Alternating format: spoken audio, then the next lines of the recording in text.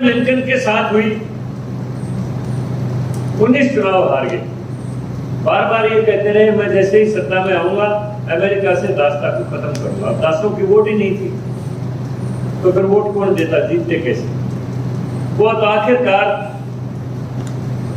जो गैर दास थे, जो स्वर्ण थे, उनके ही दिमाग में एक करुणा आई कि अब्राहम लिंकन जो कह रहे हैं वो मानवता के हित में है, हम जो करते हैं वो मानवता के खिलाफ है, इसलिए अब्राहम लिंकन को ही बनाना चाहिए।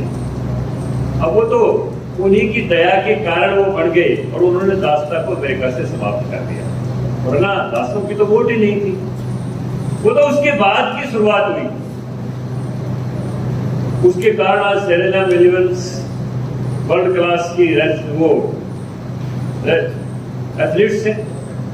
ओबामा जी देश के राष्ट्रपति रहे। वो लोग मुख्य धारा के अंदर आ गए क्योंकि ऊपर कोई न कोई उनका रखवाला पैदा हो गया। अब बाबा साहब को हमने तो नहीं बनाया, जितने चुनाव लड़े बाबा साहब चुनाव हार गए। वो तो उनके दिमाग की देश को जरूरत थी, क्योंकि उस समय संविधान निर्माण जैसा जो विशाल कार्य था उसको बाबा साहब के सिवाय कोई कर ही नहीं सकता था। उनके दिमाग की जरूरत थी तो कांग्रेस के अंदर ये करुणा आई कि बाबा साहब के सिवाय कोई क्वालिफाइड ऐसा आदमी नहीं है जिसको संविधान के निर्माण की जिम्मेदारी दी जाए। वो कानून मंत्री बने तो ये तो भगवान की कृपा से था कि उन्होंने अछूत समुदाय के लिए इतना बड़ा काम किया, बैकवर्ड क्लासेस के लिए करने की कोशिश की। हमारा कोई योगदान नहीं था। अगर हमारा योगदान होता या ऐसे समाज का भी कोई योगदान होता तो बाबा साहब चुनाव क्यों हार गए? वो तो मामूली से आदमी के मुकाबले में चुनाव हार गए थे। कार्लोस्कर उनके मुकाबले में मामूली से आदमी, उनके मुकाबले में चुनाव हार गए। यानी हम जागरूक नहीं थे। मैं अपने ही बताता हूं, अगर मैं बैकवर्ड क्लासेस की राजनीति के साथ जुड़ा हुआ नहीं होता तो मैं 1982 में एमएलए बन जाता। मेरी टिकट इसलिए कटी कि वहां विधानसभा में जाके ये झगड़ा करेगा। 1987 में मैंने लड़ झगड़ के बैकवर्ड क्लासेस के लिए 8 टिकटें ली।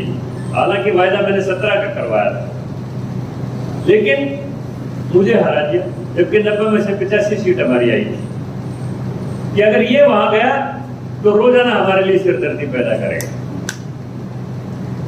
अब बैकवर्ड क्लासेस के लोगों के बीच में मैं गया, भैया मैं आप लोगों की आवाज बन के विधानसभा में जाना चाहता हूं, लेकिन हमारे लोग क्या कहते हैं कि झगड़ा सब हो तो बात ठीक है, लेकिन देवलाल एक बार हल्के मारना चाहिए फिर वोट मिलेगी। फिर मैंने लड़ाई आपकी लड़नी है या देवलाल तो मेरे विरोध में? कुल 5000 पर्ची पर बसी मिट गया। 1991 में मैंने दूसरा चुनाव लड़ा, मैन से लड़ाई ये समझ के क्यों प्रकाश चौटाला और आनंद दांगी दोनों एक दूसरे में उलझे हुए हैं और जाट मतदाता दोनों तरफ से बटेंगे। कम से कम बैकवर्ड मेरे साथ आ गया तो मैं चुनाव जीत पाऊंगा। तो लोग क्या कहते हैं, झगड़ा साहब अब तो दोनों की बाजी लगी हुई, अब तो गलत टाइम के ऊपर खड़े हो गए। मुझे वही 5000 पर्ची मिली। तो मेरा कहने का मतलब यह है कि हम सोए हुए लोग हैं। अभी पार्लियामेंट के अंदर मैंने एक बात कही जो वो बिल्कुल नई बात थी। मैंने कहा कि जब भी कोई भी खड़ा होता है, किसान की चर्चा करता है, किसान की फसल की एमएसपी जारी करो, फसल की एमएसपी जारी करो। मैंने कहा प्रोडक्शन तो प्रोडक्शन है। कोई भी आदमी किसी भी चीज का निर्माण करता है, उसका लाभकारी मूल्य उसको मिलना चाहिए। मैंने कहा सबसे पहले तो संसार में मिट्टी हुई है, मिट्टी से ही हम सब कुछ पैदा हुआ। तो मिट्टी का दस्तकार कुम्हार है। वो मिट्टी को खोद के, कूट के, सान के, फिर चाक पर उतार के, फिर दोबारा पिटाई करके, फिर उसको आवे में लगाता है। उसमें 80% रिकवरी आती है, 20% या तो मटके फूट जाते हैं या कच्चे रह जाते हैं। एक मटका कुम्हार को 2000 रुपए में पड़ता है। लाभकारी मूल्य के साथ वो 2200 का बिकना चाहिए, लेकिन बिकता 200 रुपए में। तो कुम्हार के मटके की एमएसपी से शुरुआत करो, उसकी भी एमएसपी जारी करो। ही बात थी पार्लियामेंट में। लेकिन कुम्हार सोए हुए थे। यहाँ प्रजापति समाज से भी कोई आदमी बैठे होंगे, आप भी बैठे। मैंने कहा भैया आप जो भजन होते हैं या फिल्मों में के फोक सॉन्ग सुनते हैं, एक आदमी बोलता है तो उसके पीछे एक फोक होता है, उस टेक को उठाता है। अगर वो टेक को नहीं उठाता तो भजन की कोई कीमत नहीं रहती। मैंने कहा अब देश के अंदर 100-200 जगह प्रदर्शन कर दो, एसडीएम के कार्यालय के बाहर, डीसी के कार्यालय के बाहर एक रेडी के अंदर 10-20 बटके रख के कि हमारी भी एमएसपी जारी करो, हमारी भी एमएसपी जारी करो, एक आंदोलन हो जाएगा। लेकिन एक भी कुम्हार ने एक कहीं कोई आवाज उठाई नहीं। कितने मैंने इनके नेताओं से कहा, मगर मैंने पार्लियामेंट में आवाज उठा दी, मैंने भजन की टेक तो उठा दी, उसके ऊपर से टेक तो उठाओ, शुरुआत तो कर दी, लेकिन टेक किसी ने उठाई नहीं। ये नेता बन रहे हैं आजकल। जब कोई टेक नहीं उठाता फिर भजन की कीमत कुछ नहीं रहती। जब भी मौका मिलता है मैं हर वर्ग की कोई कोई बात रखता हूं। स्वर्णकार की बड़ी समस्याएं, जब 1968 से पहले जब गोल्ड कंट्रोल एक्ट नहीं आया था तो स्वर्णकार समाज गांव का प्रबुद्ध और समृद्ध समाज था। लेकिन गोल्ड कंट्रोल एक्ट आने के बाद स्वर्णकार जो गांव का रहने वाला था वो एक्ट से वाकिफ था नहीं, कभी भी उसके ऊपर कोई भी छापा मार देता। धारा 411 एक ऐसा एक्ट है कि किसी को भी चोरी के सामान खरीदने के मुकदमे में उसको बंद कर दें। 300 ग्राम से ज्यादा सोना वो रख नहीं सकता। तो आज स्वर्णकार जो कभी गांव का समृद्ध, संपन्न और एक सुशिक्षित भी हम जिसको कह सकते हैं और इज्जतदार जो समाज था, आज वो पीसी ज्वेलर्स का, रिलायंस ज्वेलर्स का, तनिष्क ज्वेलर्स का मजदूर है। गांव में बड़े दयनीय हालत है स्वर्णकार की। और अगर कोई 100-200 कोई जरूरतमंद उसके पास कोई जेवर बेच जाए तो दूसरा आदमी शिकायत कर दे तो उसको 411 में बंद कर देते हैं, प्रताड़ना की जाती है, उससे पैसे वसूले जाते हैं। मैंने पार्लियामेंट में बात कही कि 411 एक्ट के तहत 300 ग्राम की जब सरकार ने मान्यता दे रखी है कि सोना रख सकता है तो उतनी खरीद तक किसी सोनार के ऊपर मुकदमा दर्ज नहीं होना चाहिए। और मैंने ये भी कहा कि एमएसएमई चेन के साथ जोड़ के गांव के गरीब स्वर्णकार को कम से कम भी जेवर बनाने के लिए 10 लाख तक का ऋण गारंटी फ्री दिया जाए, उसके जेवर को भी उसकी गारंटी मान ली जाए, उसकी बिक्री की व्यवस्था भी करवाई जाए और एमएसएमई चेन के साथ उसको जोड़ा जाए। लेकिन मेरे बाद में एक भी स्वर्णकार ने यह बयान नहीं दिया कि जांगड़ा जी ने जो कहा पार्लियामेंट में 411 एक्ट को उसी अनुसार लागू करना चाहिए, किसी ने नहीं कहा। यानी हमारी आवाज मेले में जो तूती की आवाज है वो दब के रह जाती है। अब आप अगर पीछे से नहीं बोलेंगे तो हमारी आवाज क्या करेगी? तो मैंने जैसे कहा आजादी से पहले हमारा पूरा समाज जो भी हम बैठे हुए हैं ये समृद्ध समाज था, लेकिन अंग्रेजों के आने से पहले सॉरी। लेकिन अंग्रेज जब से आए उन्होंने यूरोप में जो औद्योगिक क्रांति थी, उस यूरोप की औद्योगिक क्रांति का जो मार था उसकी मार्केट सबसे बड़ी इंडिया थी। और इंडिया क्योंकि अंग्रेजों का गुलाम था इसलिए वो किसी चीज के लिए अंग्रेज को बाध्य नहीं कर सकता था। वो जो भी काम करते थे उन्होंने कपड़े का व्यापार भी डुबो दिया, अन्य शिल्प कर्मों का व्यापार भी डुबो दिया। छोटी सी चीज होती है ये नेल कटर, इसको भी ऊपर पढ़ोगे तो मेड इन कोरिया या मेड इन चाइना मिलेगा। यानी हर चीज अंग्रेज के कारखाने से बड़ी हुई चीज आने लगी। हिंदुस्तान का शिल्पकार समाज पूरा पूरा पिछड़े वर्ग की सूची के अंदर आ गया। ये तो मैं लोहार समाज का फिर भी मैं धन्यवाद करता हूं। मैंने आवाज उठाई पार्लियामेंट में बिहार के, झारखंड के लोहार समाज के लिए। केवल छोटी सी टेक्निकल बात है। अब अंग्रेजी में किसी को राजेंद्रा लिखेंगे, वो महेंद्र को वो महिंद्रा बोलेंगे, अशोक को वो अशोका बोलेंगे, योग को वो योगा बोलेंगे। तो वहां पर जो अंग्रेजी की लिस्ट आई उसमें लोहार को लोहारा कर दिया। अब लोहारा को जाति है ही नहीं, और केवल इस एक आ की मात्रा के कारण लोहार को जनजातीय सूची से हटा दिया कि ये तो लोहारा है, लोहार की नहीं है ये सूची। उसके पीछे मकसद क्या? कि लोहार को वंचित करना। वो मैंने पूरी संवैधानिक धाराओं के अनुसार सारी टेक्निकली मैंने पार्लियामेंट में उस बात को उठाया, कहा, और हम उसको करवा के मानेंगे। मैं आपको कहता हूं, मैंने मैंडेट बनाया है, उसके बाद मैंने काफी सांसदों से बात की और बहुत से सांसद मेरे पक्ष में आए हैं कि अब की बार जब पार्लियामेंट की शुरुआत होगी तो दोबारा इस विषय को उठाएंगे और हम उनको एसटी का दर्जा दिलवाएंगे। ये मेरी पूरी कोशिश है। जब भी मैं प्रधानमंत्री जी से मिला, मैंने इस विषय को प्रधानमंत्री जी के सामने भी रखा शॉर्ट में। ये उनका बहुत बड़ा व्यक्तित्व है और बहुत बड़ा प्रेम है कि वो बात को सुन लेते हैं, वरना प्रधानमंत्रियों को फुर्सत भी कहाँ होती है। तो मैंने पार्लियामेंट में भी बार बार ये कही कि देश अगर दोबारा सोने की चिड़िया बनेगा, दोबारा आत्मनिर्भर होगा, तो केवल मात्र सरकार वर्ग की बदौलत होगा।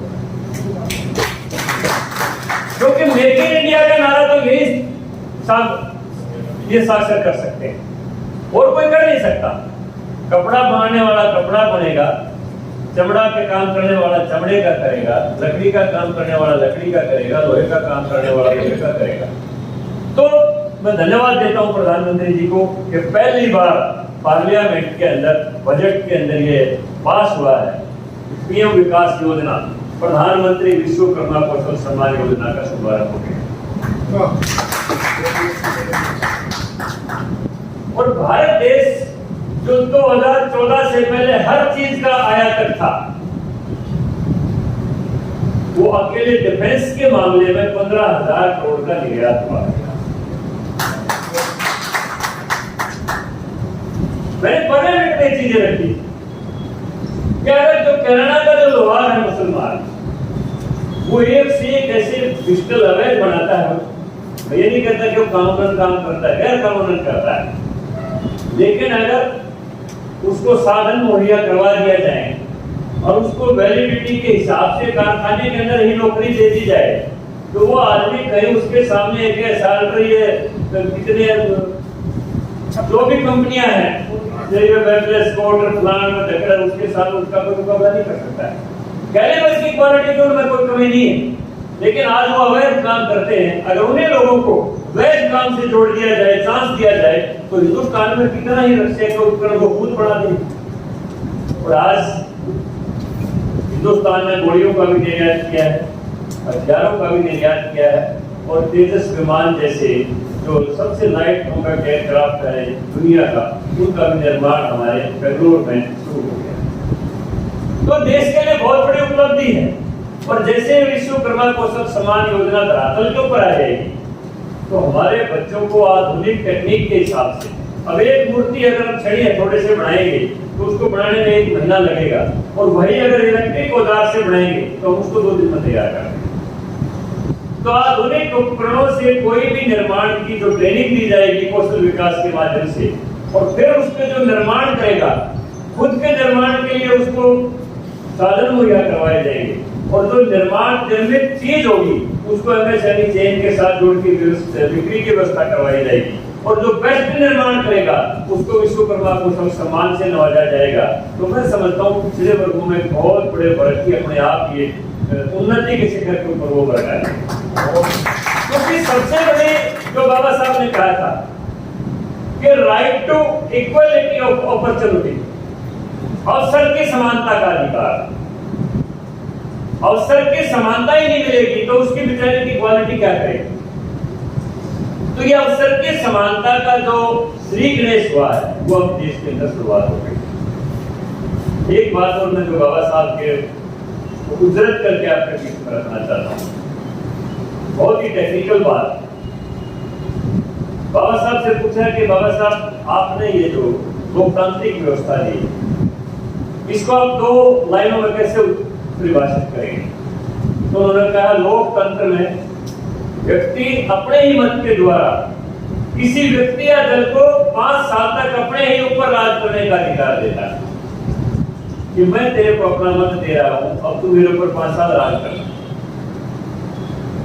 अब लोकतंत्र सार्थक कैसे होगा?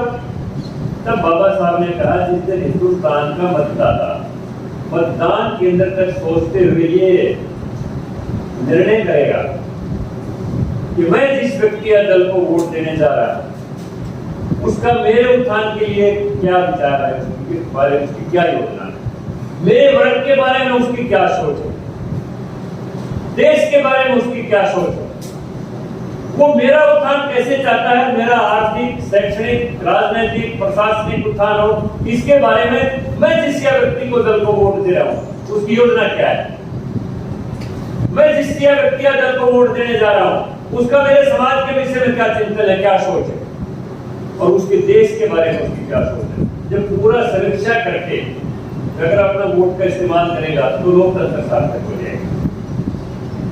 मैं संजय कर्पूरी ठाकुर जी के संपर्क में 1975 में आया।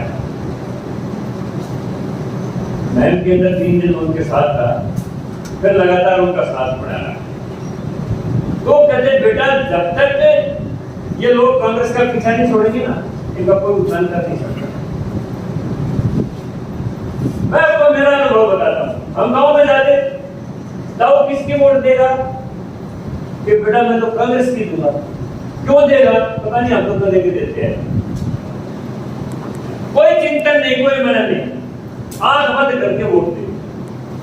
1975 तक आरक्षण की स्थिति क्या रही? सारे विद्वान लोग बैठे, 2% आरक्षण था। 54% लोगों के लिए 2% आरक्षण था, फिर भी हम देते रहे। और अगर वो नसबंदी की तलवार नहीं चलती तो फिर भी देते ही रहते। इमरजेंसी का किसी ने विरोध नहीं किया। कहते थे अच्छा शांति होगी, नेता जेल में पड़े हैं, बढ़िया है, शांति होगी। कोई विरोध नहीं था। मैं कहता हूं दावे के साथ, अगर जनता के ऊपर नसबंदी की तलवार नहीं चलती तो जनता के भरोसे चाहे 19 महीने क्या, चाहे 19 साल जेल में शेड में मर जाते, कोई परवाह नहीं थी किसी को। ये तो जनता के ऊपर जब नसबंदी की तलवार चली, जब कांग्रेस के विरोध में खड़े हुए, उसमें इसके सिवाय कोई दूसरा चिंतन नहीं था। लेकिन ये अच्छी शुरुआत उनके उस समय सोशलिस्ट वर्ग के नेता सत्ताओं के अंदर आ गए, जिनका समाजवादी चिंतन था, उनको सत्ता का अधिकार मिल गया और वहां उस अधिकार के ऊपर बैठ के मंडल कमीशन की नए की गठन हो। वरना काका कलेलकर कमीशन की रिपोर्ट कहां पर कही, किसी को कोई चिंता ही नहीं थी। कौन बैकवर्ड क्लासेस का आदमी चिंता करता था? वो तो उस वर्ग चिंतन के लोग सत्ता में आ गए, तो फिर उसके ऊपर विचार शुरू हुआ। लेकिन 1980 में ही दोबारा वही व्यवस्था आई। उसके बाद फिर मंडल कमीशन कहां गई? हम तो नहीं उठे कभी भी। वो तो दोबारा तो 90 में बोफोर्स तोप के कारण सत्ता परिवर्तन हुआ था। तो बैकवर्ड क्लासेस की क्रांति के कारण कोई सत्ता परिवर्तन नहीं था। वो तो बोफोर्स घोटाले को इतना ऊपर तक ले गए कि राजीव गांधी की सरकार गिर गई और वीपी सिंह सत्ता में आ गए। जब भी देश के अंदर कांग्रेस विरोधी सत्ता आई, तभी पिछड़ों की बात उठी। इससे पहले तो नहीं उठी कभी। हम जरा राजनीतिक मूल्यांकन तो करें कि हमारा हित कहां पर है और अहित कहां पर है। कभी मूल्यांकन करते नहीं। मैं अभी मेरे पीए के पास वो दस्तावेज, मेरी 4 लोकसभाओं की ड्यूटी लगाई राजस्थान में, कोटा, करौली, धौलपुर और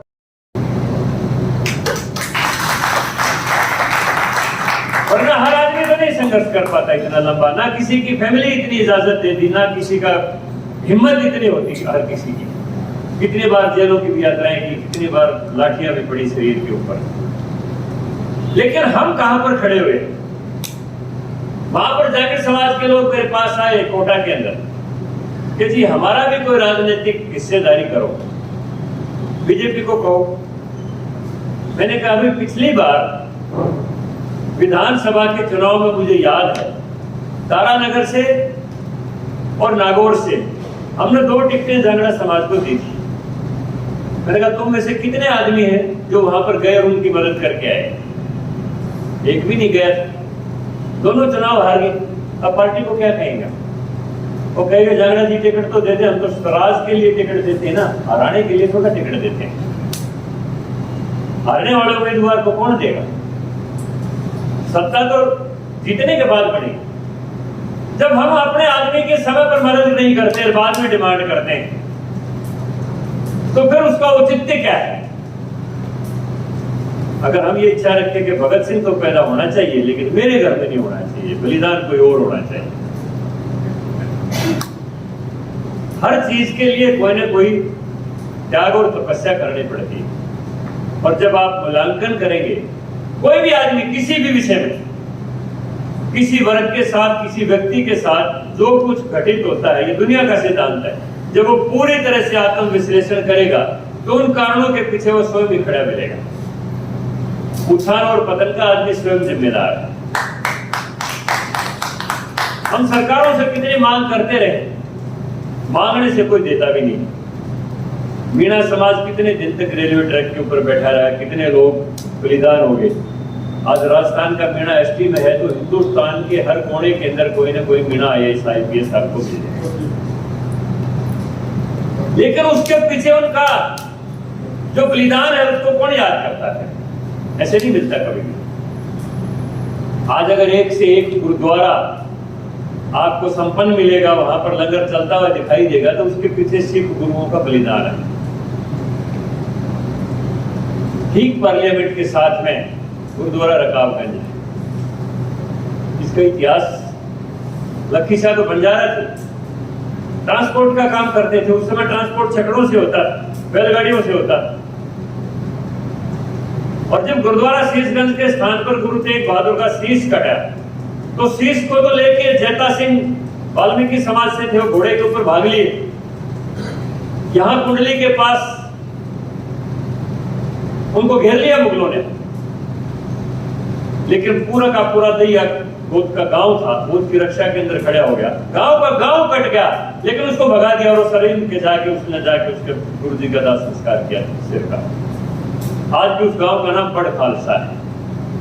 लेकिन धड़ को लेके लखी साहब बंजारा अपने छकड़े के ऊपर भागे, और बहुत बड़ी हवेली थी, यहाँ ट्रांसपोर्ट का उनका काम था कि छकड़े रखते थे, बैलगाड़ियां रखते थे, घोड़े गाड़ियां रखते थे।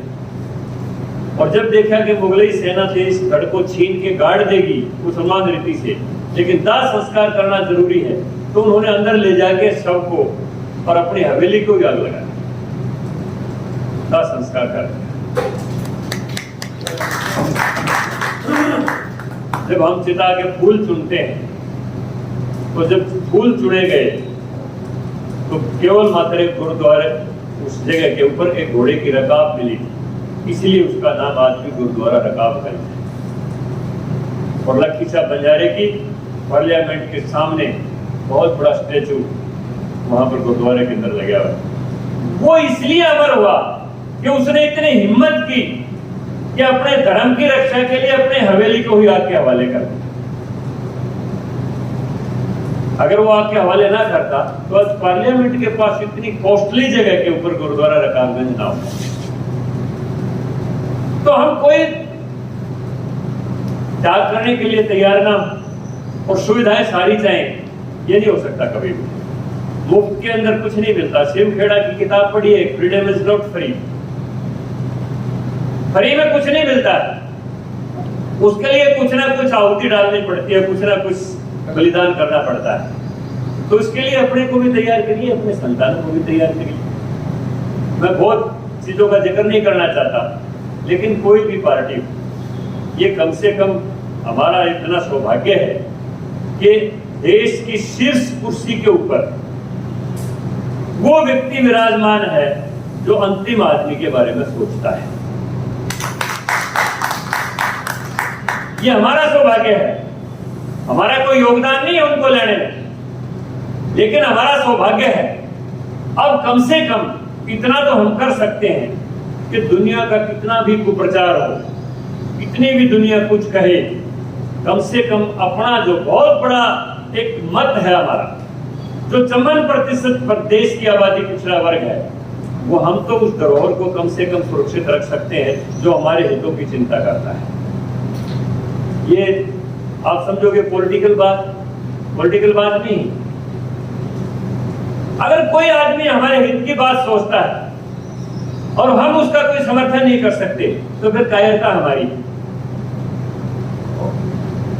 फिर हम कैसे अपने आने वाली पीढ़ियों को कह देंगे कि हमने तुम्हारे लिए कोई चिंतन किया था, तुम्हारे लिए कोई बलिदान दिया था, तुम्हारे लिए कोई हमारा योगदान है। तो इसलिए मैं कहता हूं आज समस्याएं सुलझाने का एक वक्त शुरू हो गया। उस लाइन के ऊपर अपने बच्चों को लाइए।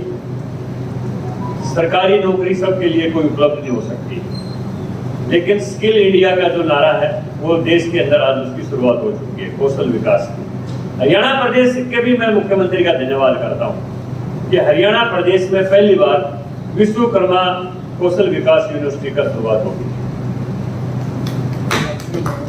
पलवल के अंदर 4000 करोड़ की लागत से विश्वकर्मा कौशल विकास यूनिवर्सिटी की स्थापना हो चुकी है। सारी दुनिया की टेक्निकल ट्रेड उसमें है और वो बड़ी बड़ी कंपनियों के अंदर भी अपने बच्चों को ले जाके वहां से ट्रेनिंग दिलवाते हैं। एक ग्रुप को होंडा में भेज देते हैं, एक ग्रुप को इसमें मारुति में भेज देते हैं, एक ग्रुप को हुंडई में भेज देते हैं। जगह जगह भेज के बेंगलोर के अंदर जो टोयोटा कंपनी है वहां पर ग्रुप को भेज देते हैं। वहां पर टेक्निकल ट्रेनिंग करवा के उस यूनिवर्सिटी का सर्टिफिकेट देके विश्व स्तरीय उसकी पहचान है उस यूनिवर्सिटी की। तो अपने बच्चों को उस लाइन के अंदर लगाइए हर आदमी के। और हम तो टेक्निकल लोग हैं, आज सरकार इतनी सुविधाएं दे रही है। जो आदमी अपने हिम्मत से, और ये मैं तो बार बार पार्लियामेंट में भी मैंने बात कही, हर मंच के ऊपर बोलता हूं कि जितना ओबीसी समाज है हमारा, चाहे वो जुलाहा है, चाहे वो लोहार है, चाहे वो कुम्हार है, चाहे वो बढ़ई है, चाहे वो दूसरा शिल्पकार है, चाहे वो श्रवणकार है, इस देश के अंदर जो उद्योग जगत में ऐसे लोग हैं, मैं किसी जाति का नाम नहीं लेता, वो किसी जगह जहां भी उद्योग लगाएंगे वो वहां पर लगाएंगे जहां टैक्स में छूट होगी, जहां पर लोन में सब्सिडी होगी, जहां पर बिजली में कुछ सब्सिडी मिलेगी। जब तक वो टैक्स में और सब्सिडी में सब कुछ मिलता रहेगा तब तक उस उद्योग को चलाएंगे। जिस दिन छूट बंद हो जाएगी उस दिन उसका दिवालिया निकाल के और शॉप के बैंकों को दूसरी जगह चोरी का रास्ता ढूंढेंगे। लेकिन ओबीसी वर्ग के अंदर जितना भी शिल्पकार वर्ग है, एक भी आदमी ऐसा नहीं मिलेगा, चाहे उसने बंबई में अपनी प्रतिभा का लोहा दिखाया, चाहे चेन्नई में दिखाया, या चाहे बेंगलोर में दिखाया। ऐसे ऐसे लोग हैं। आज हिंदुस्तान की नई पार्लियामेंट का भी सारिया इंटीरियर डेकोरेशन जो है वो नसीब गुलनिया की है, सुधार समाज के लोग। एक भी आदमी ऐसा नहीं मिलेगा जिसने कोई टैक्स की चोरी की हो, जिसने कोई सब्सिडी का लोन का वो खाया हो, या जिसने कोई हेरा फेरी की हो। हमारे समाज के लोगों ने, जितने भी लोगों ने तरक्की की है, उन्होंने अपनी मेहनत के बल पर, अपनी ईमानदारी पर, अपनी प्रतिभा के बल के ऊपर की। तो कोई ब्लेम हमारे ऊपर नहीं है। लेकिन आज वो काल आ गया, वो शुरुआत हो गई कि आपके उत्थान के लिए योजनाओं की शुरुआत हो गई। बच्चों को एजुकेशन की तरफ ले जाइए। जैसा मेरे से पहले जिक्र किया, प्रधानमंत्री जी को 1 मिनट में कोई भी बात समझाते हैं, आपके हित की बात। हम एक दिन 15-16 सांसद इकट्ठे होके गए, तो जी मेडिकल में जो है ना आरक्षण नहीं है बैकवर्ड क्लासेस का केंद्रीय उसमें, तो उसकी शुरुआत भी कर। हम तो कह के बाहर निकले थे, अगले दिन पर नोटिफिकेशन हो गया था, अगले दिन मेडिकल शिक्षा के अंदर रिजर्वेशन होगी। जिस दिन ये ध्यान दिलवाया कि केंद्रीय विद्यालयों में भी एडमिशन में हमारे ओबीसी का आरक्षण होना चाहिए, अगले दिन उसका नोटिफिकेशन हो गया। यानी उस चिंतन के व्यक्ति बैठे हैं जिनको एक बार ध्यान दिलवाने की जरूरत है। वो गरीब आदमी के उत्थान के लिए लागू करने में कोई देर नहीं लगाते। ये बहुत बड़ी बात है। तो आज उस युग की शुरुआत हो चुकी है। अब मैं तो सोचता हूँ कि हम कितने दिन तक पिछड़ाई कहलाते रहेंगे अपने आप को। दिमाग में तो हमारे झगड़ा कोई है। अब मैं जो अंतिम जो बात कहता हूँ वो ये मेरा है सुझाव, मैंने हर जगह दिया है कि आज लोकतंत्र की आप मर्म को समझिए। लोकतंत्र में अकेले माइंड नहीं गिने जाते, लोकतंत्र में हेड गिने जाते हैं। मेरे से पूर्व भी वक्ताओं ने कहा, अपने सैनी साहब अच्छा बोल के गए, उन्होंने कहा कि अपने कुनबे को बढ़ाने की जरूरत है। अब अगर हम ये कहेंगे नहीं ये तो लोहार है, ये बाडी है, ये कुम्हार है, ये सुनार है, ये कोई चलो रोटी बेटी के रिश्ते तो बहुत आगे डेवलप पोजिशन है, वो ना करें तो कम से कम हित के लिए तो सारे इकट्ठे हो जाएं। वहां पर तो हमारा कोई आपस में विरोध नहीं होना चाहिए। इसलिए मैंने कहा उत्तर प्रदेश के अंदर कि जो सैफी समाज है, जो मुस्लिम समाज है, वो कोई औरंगजेब के साथ तो है नहीं। औरंगजेब जहां से आया था वहां ऊपर बालू रेत के टीले हैं, नीचे तेल है, तो शिल्प कला कहां से आएगी? ना वहां वृक्ष है, ना लोहा है, ना सोना है, ना चांदी है, ना उसका वो जो बालू रेत की मिट्टी है उससे भी कोई ना घड़ा बन सकता है, ना कोई कटोरी बन सकती, ना कपड़ बन सकता। बालू रेत से तो बन नहीं सकता। तो ये सारे कन्वर्टेड लोग हैं। जब एक देश में ऐसी स्थिति आई कि श्रमिक को शूद्र और छोटी जाति कहा जाने लगा, डिग्निटी ऑफ लेबर जहां पर कम हुई, वहां पर कुछ लोग प्रतिक्रिया स्वरूप धर्म परिवर्तन कर गए, या कुछ दबाव से कर गए, कुछ प्रभाव से कर गए। तो वो लोग हैं तो सारे हिंदुस्तानी और सारे हिंदू हैं और सारे विश्वकर्मा की औलाद है। आप उनको कहिए कि धर्म से आप चाहे कुछ है, लेकिन वर्ग से आप हमारे साथ हैं, आप भी विश्वकर्मा ही हो, अपने कुटुंबी को बढ़ाओ। और देश में लोकतंत्र में, जैसा मुसोलिनी ने कहा, इसको मूर्ख तंत्र भी बोलते हैं। वेयर 51 fools रूल और 49 इंटेलेक्चुअल्स। अगर 51 मूर्ख इकट्ठे हो जाएं तो 49 बुद्धिजीवियों पर राज करेंगे, क्योंकि 2 वोट ज्यादा है। इसलिए आज अपना कुनबा भी बढ़ाने की जरूरत है। हर आदमी को जोड़िए अपने साथ। कुंभकार भी विश्वकर्मा है, लोहार भी विश्वकर्मा है। हम लोग को किसी को नीचा है, एक दूसरे में अगर ऊंचा नीचा मानेंगे तो फिर कैसे बात बढ़ेगी? पूरा ओबीसी समाज और भी जो धर्मों के लोग हैं उनको अपने साथ समाहित करके अपनी संख्या को बढ़ाइए। मैंने प्रधानमंत्री जी से निवेदन किया था और उन्होंने मान ली थी। भाई 17 सितंबर भगवान विश्वकर्मा का जन्मदिन है और आपका भी जन्मदिन है, आपकी आधुनिक भारत के शिल्पकार हो। तो हमारे रामलीला मैदान में मना लें इसको। 5-6 लाख लोग मैं इकट्ठे कर दूंगा।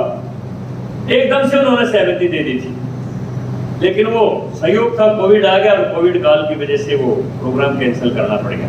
लेकिन अभी मैं पूरे देश के अंदर जा रहा हूँ। अभी बीकानेर के अंदर मैं पिछले 2 महीने पहले मीटिंग करके आया था। अभी इसी महीने के 18 तारीख को मेरी मीटिंग है, इसमें भरतपुर में मीटिंग है। और अभी मैं पूरे लोहार समाज की मीटिंग अभी गोवा के अंदर, गया के अंदर करके आया हूँ। और मैं आपको कह सकता हूँ कि गया के अंदर हमारे ओबीसी समाज की, अकेले लोहार समाज की, विश्वकर्मा समाज की कितनी बड़ी रैली उन्होंने की।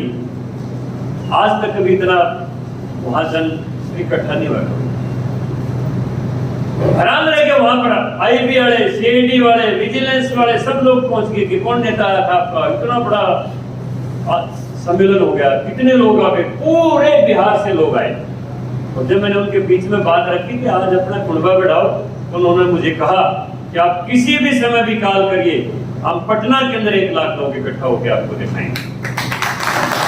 लेकिन ये शुरुआत ओबीसी समाज की हो जाएंगी, और क्योंकि लोकतंत्र है, लोकतंत्र में तो सिर गिने जाते हैं, माइंड नहीं गिने जाते। और आपकी सिरों की संख्या इकट्ठी दिखाई देगी तो हर आदमी आपकी ताकत का लोहा मानेगा। हर आदमी कोई आपको डिमांड मांगने की जरूरत नहीं होती। डिमांड तो अपने आप पॉलिटिकल सर्कल के जवाब में आ जाती है कि फला समाज इकट्ठा है और वो अपना अहित और अहित सोच के मतदान करता है, तो उसकी डिमांड आपको जाने की जरूरत नहीं है, आपके घर में अपने आप आ जाएंगी, टिकटें भी अपने आप आ जाएंगी। ज्योतिबा फूले, भीमराव अंबेडकर, तो समझ लेते हैं कि मैंने अपना काम पूरा कर दिया। ये जयंती माना पहला स्टेप है, सिर्फ एक कदम है। हम सीढ़ी के पहले पादान पर हैं, हम दूसरे पादान पर बिल्कुल नहीं है। और अन्याय अभी भी क्या क्या हो रहा है। अभी एमपी सिविल जज जूनियर डिवीजन एंट्री लेवल पर जो एग्जाम हुआ था उसमें 114 सीटें भरनी थी, लेकिन 5 लोगों को सिलेक्ट किया गया, बाकी लोगों को रद्दी के टोकरी में फेंक दिया गया और इंटरव्यू में कम मार्क्स दे करके उन्हें बाहर कर दिया गया। मैं ये पूछना चाहता हूँ कि उसके बाद भी कोई आंदोलन क्यों नहीं हुआ? क्योंकि हमारा समाज सो रहा है। जब तक आप सोते रहेंगे तब तक आपको कुछ नहीं मिलने वाला, ठीक है। तो लास्ट में हम एक बात कहेंगे कि सदियों पहले हम लोगों का ब्रेन वॉश कर दिया गया था और उस ब्रेन वॉश के शिकार आज तक हम हैं। और इससे मुक्ति के लिए क्या करना चाहिए कि इसके लिए अलग से कभी आपको जरूरत होगी तो हमें समय दीजिएगा। आज इतना ही, धन्यवाद। बहुत बहुत धन्यवाद चौरसिया जी। केवल आधा मिनट में एक बात, स्कूल में क्या होता है कि थोड़ा सा ध्यान से सुनने की आवश्यकता है कि बच्चे भाग जाते हैं कई बार, तो लास्ट के पीरियड तक जाते जाते कई बार 80 में से 20 बच्चे बच गए, तो प्रिंसिपल साहब आएंगे और टीचर आएंगे, उन 20 बच्चों को बहुत धमकाते हैं कि कल से कोई नहीं भागेगा, जो भागेगा नाम काट देंगे, ये कर देंगे, वो कर देंगे। तो बच्चे बेचारे सुन सुन के परेशान हो गए। एक बच्चा खड़ा हो गया, कहता सर हम रोजाना हम ही रुकते और हम ही सुनते। तो ये जितने लोग बैठे हैं भैया, इनको दूर से मरने की बात मत करो।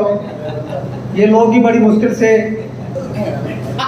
कुछ करते कर करा रहे हैं, तो इन सब का बहुत बहुत धन्यवाद। चौरसिया जी, आपकी भावना हम समझते हैं, ये आपका दर्द, आपका बोल रहे हैं, आपका बहुत बहुत धन्यवाद। और दो वक्ता हमारे और हैं, मैं परविंदर जी से निवेदन करूंगा कि हालांकि संस्कृत में कोई बोलता नहीं है, मैं कितना भी निवेदन कर लूँ ये निवेदन बेकार ही जाता है, लेकिन मैं अपना काम करता रहूँगा, आप अपना काम करते रहिए।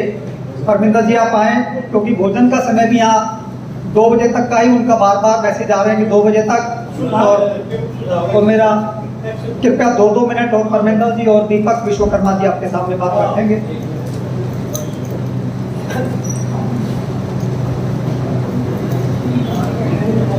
ओबीसी पिछड़ा वर्ग विकास मंच के द्वारा आयोजित ओबीसी आरक्षण के 3 दशक पर यह संगोष्ठी कार्यक्रम में उपस्थित और अध्यक्षता कर रहे हमारे अग्रज माननीय डॉक्टर पीसी पतंजलि जी, पंचासीन गोला जी, कुशवाहा जी, पत्रकार कुलदीप विश्वकर्मा जी, उपस्थित सभी माननीय हंसराज जी, हमारे पिछड़ा वर्ग विकास मंच के अध्यक्ष आदरणीय डॉक्टर राजेश कुमार जी और सभी पदाधिकारी, यहाँ उपस्थित सभी सम्मानित प्रबुद्धजन। वास्तव में विषय गंभीर है और हम सब इस विषय से कहीं ना कहीं रूबरू होने का काम करते ही। उत्तर प्रदेश की बात यदि हम करें कि तो ओबीसी समाज की 79 जातियां हैं, तो 3 का वर्गीकरण करके एबीसी के आधार पर कुछ देने की नीति सरकार ने बनाई, लेकिन उस पर अपने ही आरक्षण ओबीसी के लोग उस पर भी स्टे लेके आने का काम हुआ था, और वो आज तक पेंडिंग है। जनगणना की बात करते तो वहां भी अवरोध आता है। तो लवोलवाब यही है कि सारी चीजें यहाँ तक जो लेकर आए वो तो धन्यवाद ही है ही। हमारे जो विकास मंच चला रहे हैं पिछड़ा वर्ग, और ये लोग तो धन्यवाद के पात्र हैं, और लेकिन इसका विस्तार और ज्यादा जितना करेंगे, जितनी संख्या, जितने लोगों को अपने से जोड़ने के साथ साथ मोटिवेट भी करने का काम कर देंगे, तो निश्चित रूप से आंदोलन की आवश्यकता तो है।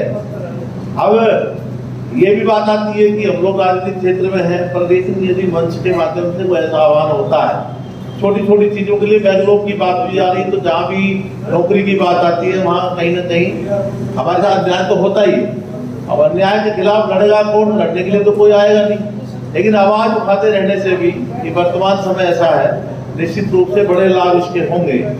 तो मैं तो आपका धन्यवाद करते हुए और हमारे जो विकास मंच है उसके सम्मान में 2 लाइन कहते हुए अपना निवेदन इस बात के निमित्त समाप्त करूंगा कि जब कोई आह्वान हो तो वह जुटना भी चाहिए और लड़ना भी चाहिए। जिंदा है तो जिंदा नजर आने भी चाहिए। तो आपके सम्मान में मैं कहना चाहता हूँ, हमारे अग्रज है लगातार लंबी लड़ाई लड़ते हैं और हम बड़े प्रेरित होते हैं कि अर्चना में सब सुमन चढ़ते नहीं है, अगम पथ पर सब पथिक चलते नहीं है, एक ही माटी के बने सब खिलौने पर एक सी बुरा सभी घटते नहीं है। आप धन्यवाद के पात्र हैं, और जितने हैं तो शुरू मन से लगे हैं लोग, तो एक और थोड़ा बड़ा मन बना लेंगे तो वर्तमान समय ऐसा है कि थोड़ी आवाज नहीं, धमाका ज्यादा होगा। पहले ज्यादा आवाज करने से भी आवाज नहीं आती थी, अब ये समय है कि ज्यादा थोड़ी आवाज करने में भी अपना काम बन सकता है। 14% तक आए, 27 तक आने में ज्यादा देर नहीं लगेगी, ऐसा मेरा मानना है। बहुत बहुत धन्यवाद। भारत माता की जय।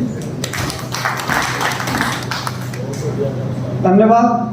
आमंत्रित करता हूं श्री प्रदीप विश्वकर्मा जी, पत्रकार, लखनऊ से आए हैं। काफी कुछ आपके बारे में कहना था, लेकिन समय के अभाव में कृपया आए और आप अपनी बात रखें। धन्यवाद।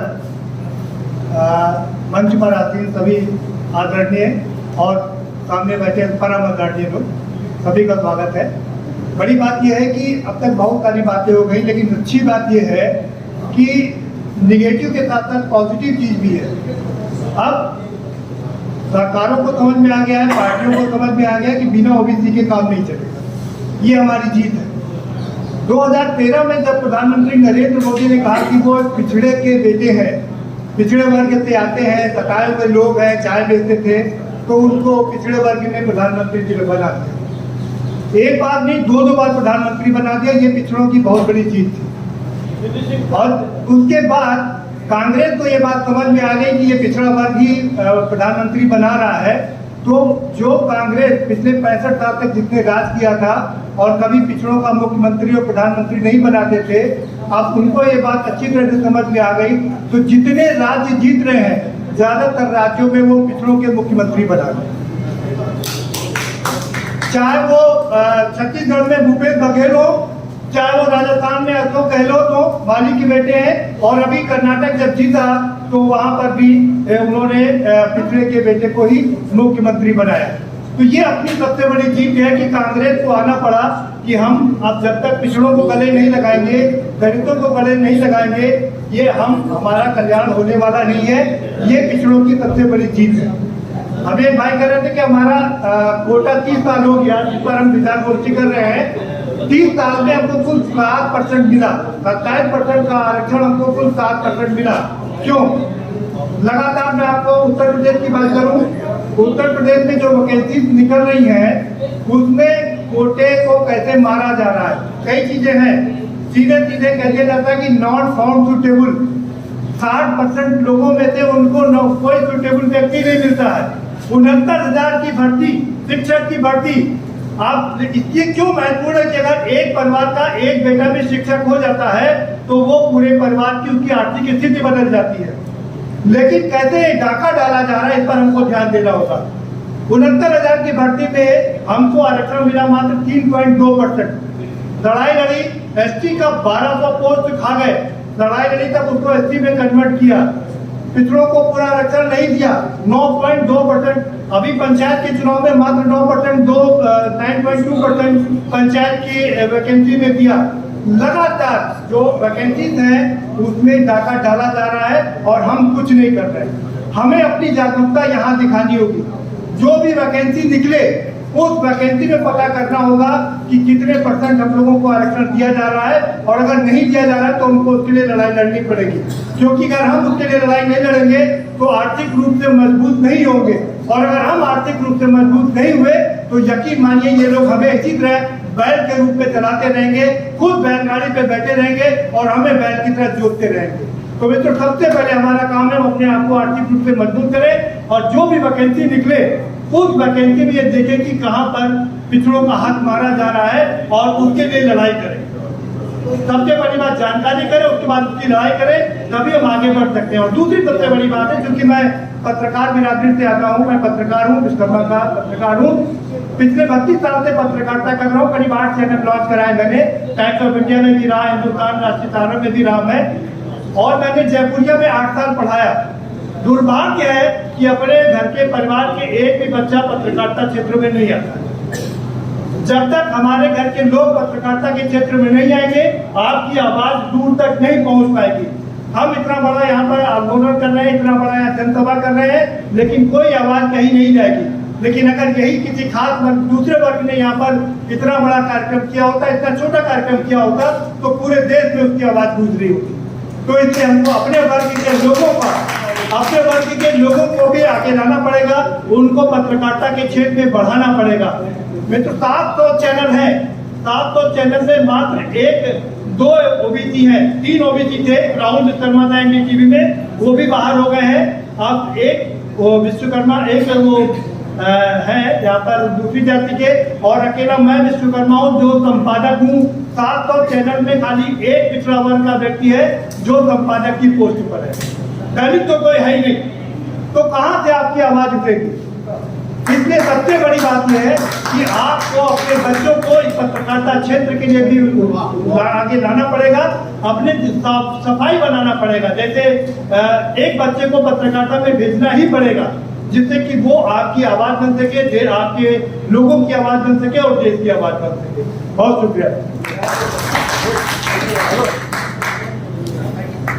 बहुत बहुत धन्यवाद प्रदीप विश्वकर्मा जी। हमारे मध्य श्री महेश मानव जी हैं, एक बहुत बड़ा संगठन चलाते हैं, पिछड़े वर्ग के दर्द को समझते हैं, उसके लिए काम करते हैं। मैं डॉक्टर राजेश कुमार जी से निवेदन करता हूं, जो अध्यक्ष है पिछड़ा वर्ग विकास मंच के, कि श्री महेश मानव जी का माला पहनाकर स्वागत करें। श्री महेश मानव जी कृपया अरे आप बैठो भाई, राजेश जी भाई एक बार चले जाए कृपया। हमारे मध्य भारतीय जनता पार्टी ओबीसी मोर्चा के अध्यक्ष श्री गौरव खारी जी हैं, आपका स्वागत करता हूं। और डॉक्टर प्रदीप प्रजापति जी से निवेदन करता हूं कि गौरव खारी जी का स्वागत करें माला पहनाकर। अब तो सेक्रेटरी है भाई मेन के, बड़े पद है भाई। गौरव खारी जी प्रदेश में मंत्री हैं, भारतीय जनता पार्टी संगठन में, आपका बहुत बहुत स्वागत है। अरे नहीं, हमारे मध्य श्री आनंद यादव जी हैं। मैं श्री राजीव पांचाल जी से निवेदन करता हूं कि आकर श्री आनंद यादव जी का स्वागत करें। हमारे मध्य डॉक्टर विजेंद्र सिंह जी हैं, NDTF दिल्ली यूनिवर्सिटी यूनियन में वाइस प्रेसिडेंट है, आपका बहुत बहुत स्वागत है। श्री विकास जी से मेरा निवेदन है कि डॉक्टर विजेंद्र जी का माला पहनाकर स्वागत करें। डॉक्टर विजेंद्र जी कृपया आगे आ जाएं। डॉक्टर विजेंद्र जी हमारे मध्य सोशल एक्टिविस्ट श्री कृष्ण सरवारा जी हैं। मैं डॉक्टर प्रदीप जी से निवेदन करूंगा कि आप श्री कृष्ण सरवारा जी का स्वागत करें। डॉक्टर विजेंद्र जी,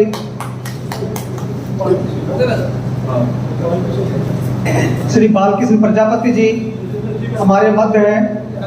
मैं श्री मनोज जी से निवेदन करता हूं, श्री मनोज सेन जी से, कि वो सर का स्वागत करें। अभी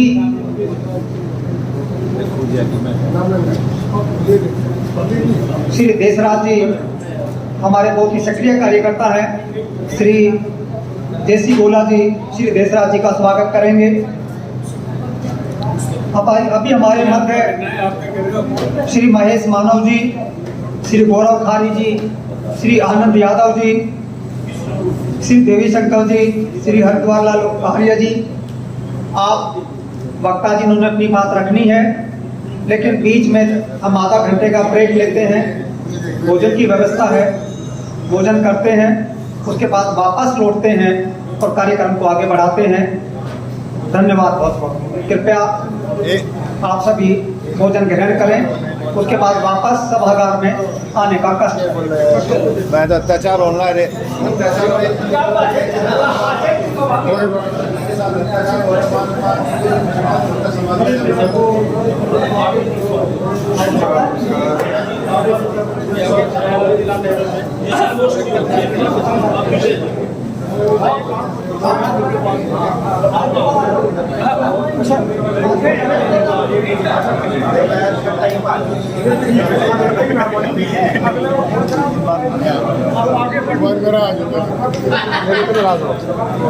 इतना बड़ा आदमी सहयोगी सब